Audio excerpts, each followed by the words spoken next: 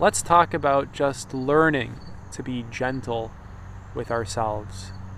Learning to be gentle with ourselves. You see, we have so many patterns of criticizing and attacking ourselves that it's a skill that we must learn. See, our culture in general is very, very full of self-shaming and guilt and all sorts of just repressed emotions that we just start to pick it up. Our childhood, in so many different ways, was full of various conditions that if we did not meet, we were met with criticism. You didn't do your homework? Oh, you're a bad kid, you're getting detention. Right? Teachers, parents, authority figures. And of course, we actually begin to adopt all of those reflections and criticisms. They just start to wire themselves into our psyche to the point where we don't even really recognize what happened as we get to 18 years old, 20 years old, 30 years old, 40. We just begin to think this is how life is. This is just how the world is. It's just how the world works. You ever hear that before? The real world. It's just how the world works.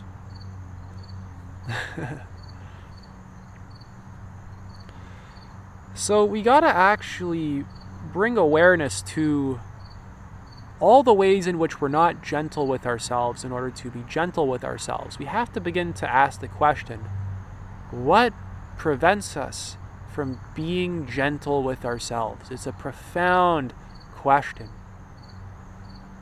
that if you actually act on it, it's really going to take you to a completely different way of relating to yourself. If you are very 100% sincere about it, I promise you it'll do it. So rather than identifying with the voice in your head that's always criticizing you, you have to learn how to start creating more space from it. Of course, meditating, watching it, just learning to observe it, feeling into what's going on inside your body, right? Regulating the nervous system, right? Practicing some structured meditation, like having an actual dedicated practice. I want you to recognize how many conditions you actually place on yourself, and then when you don't meet those conditions, there's an attacking mechanism that occurs. Of like, I didn't go to the gym today, like, oh, I'm lazy. And it's funny because a lot of those conditions that we place on ourselves, right, we place on other people. When they don't meet these conditions, we can even attack them and we get judgmental, we get critical of them, right? This is just a reflection of a habit of our own psyche. Right? Every single experience is going to trigger certain parts of our psyche, and I'm using the word trigger here not as like triggered, right, angry. I just mean it's going to like activate certain parts of our psyche.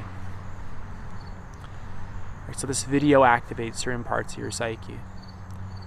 Looking at a cupcake or a donut is going to activate certain parts of your psyche.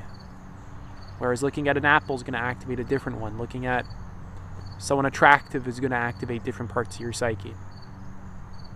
So, in essence, we have to learn to really begin to embrace the full spectrum of who we actually are as humans. I'm not talking in the spiritual absolute sense here, although, yeah, you know what? I am. Fuck it.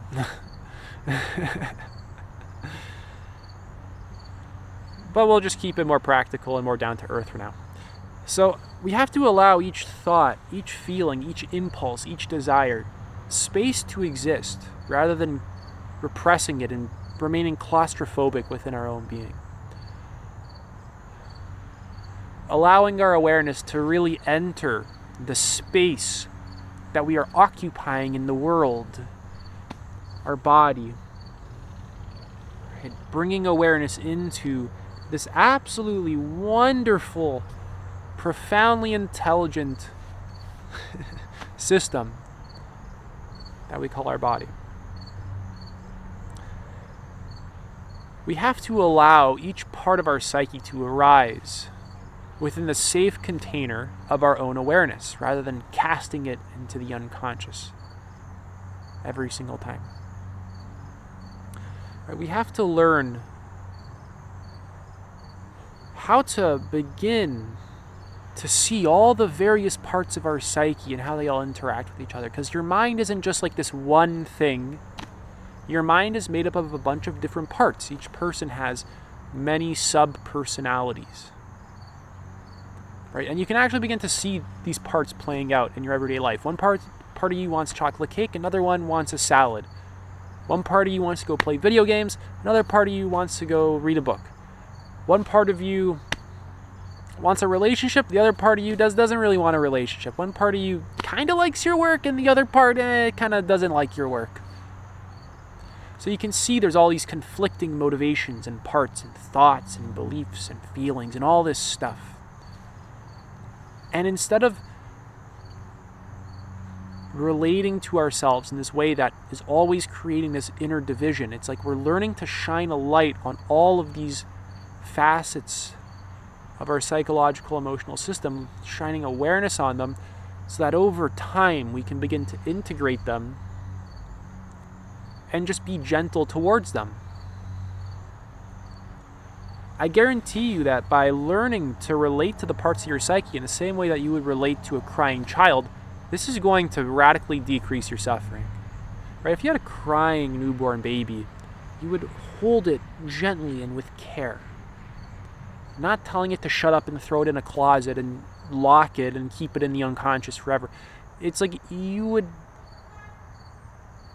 want to connect with it rather than like leaving it to cry by itself. That's cruel. It's the same thing with your own psyche. Right? All these struggling parts of your psyche, they're like children. A lot of this is just inner child wounds. All the insecurities, the fears, the anxiety, the guilt, the shame, the self-criticisms, all this stuff, it's like a bunch of children that like need awareness, they need care. I mean that literally, that these parts of your psyche are not an adult. A lot of this stuff was developed in childhood. And when you begin to relate to them in the same way that you would relate to your own newborn baby if they're crying, right, the more safe you feel within your own being, the more safe you feel within your own mind, your emotions, your body, the more regulated your nervous system can also be, and the more harmony you can create within yourself, increasing your ability to be gentle with yourself. Essentially, you're going to be letting go of shame in yourself. You're going to be healing the repressed shame as well that causes you to shame and attack yourself, to repress yourself all the time. And this leads to re-inhabiting the body rather than always being disconnected from it. I want you to notice, how connected are you to your body right now? Where is your awareness? Is it always just stuck in your thoughts? Is your body always tense? Shoulders always raised? Gut always clenched? Heart feels numb, dull, maybe contracted and tight? Just ask a simple question. Why can't I fully bring my awareness into my body? What is there that I don't want to feel and see? And begin shining a light on that. I promise you, the avoidance of it is 1,000 times more painful and is going to be giving you a lot more problems than slowly integrating that part over time, right? This is a development that's going to occur over time. This isn't going to be an overnight change. You need to be sincere about doing this. So really ask yourself, why do I avoid myself so much? Why do I criticize myself so much? Why do I shame myself when I don't meet up to the standards that I believe I should have? Right? Why do I shame myself when the conditions that I set up for myself in order to receive my own approval, right? Why do I even do this? What am I even doing? Right? It's kind of silly when we even say it out loud. It's like, what am I doing? Why am I doing this? This is just a silly game that I'm playing with myself for some reason. Why don't I just let that go and just embrace what's occurring right now? Embrace the current thought, the current feeling, the current sensation without needing to fix it. No problem with any of this stuff. Just learning to allow it to exist in our experience and then pass away. Learning to allow every part of us to arise into our experience, to exist for as long as it desires to exist, and then pass away. Learning to allow the experience of, or the feeling of shame to arise It exists for as long as it wants to exist and then pass. Same thing with a thought, an impulse, a desire, a motivation, whatever it is. Because human beings have this habitual repressing mechanism. And it's like, essentially in this video, I'm asking you to slowly undo that, if you want to. But just slowly undo it if you desire to experience less suffering and live in more harmony within yourself and actually be more authentic. Because you can't really be authentic without doing this kind of work. You're too repressed. How can you really be authentic in your career, in your relationships, ever, if there's this habitual repressing of yourself? It's like there's this one part of you that wants to express itself so openly and truthfully, and then this other part that is like, nope, and it like just, it's not gonna do it. Right? Authentic expression is open, it's truthful, it's honest. It's based off of your present state. It's based off of connection to yourself, being present in the moment. Being really truthful with what you think, what you're feeling, with your state of being right now. It's not about thinking about like, how should I be authentic, and then doing it. It's not like a model that you create in your mind. It's not a concept. It's based off of present moment connection, a regulated nervous system, and just being grounded within yourself. Not fighting against yourself, not struggling against yourself, not resisting parts of your psyche. Right, so I want you to recognize that this path of becoming more gentle with yourself can typically take some time. It's going to take time. It's something you have to learn to do. It's like a skill. In the same way, if you want to learn weightlifting and you want to bench press 200 pounds, it's going to take some time to develop your muscles to that point. Same thing with these more psychological muscles. It's going to take time. And really just meet yourself where you're at. Right? Meet yourself based off of just where you're at right now. Not on where you believe you should be, but just based off of where you're at in this experience.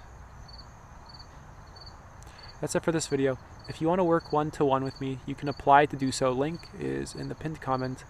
Take it easy.